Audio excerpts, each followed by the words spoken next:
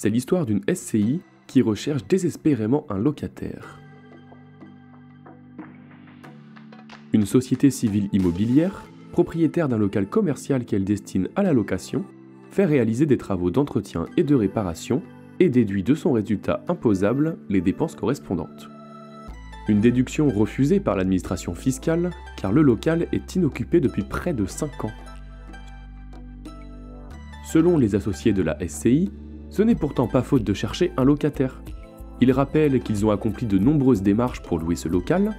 Ils ont confié à 2 agences immobilières le soin de trouver un nouvel occupant, publié des annonces sur un site web et ont rencontré en vain des candidats à la location. Des démarches insuffisantes pour l'administration qui constate qu'au cours de ces années, ils n'ont fait aucun effort pour baisser le loyer ni rapporter d'éléments de preuve en ce sens. Ce que retient le juge qui relève aussi l'absence d'indication permettant de comparer le loyer demandé par rapport au prix du marché et la durée d'inoccupation du local. Il donne donc raison à l'administration.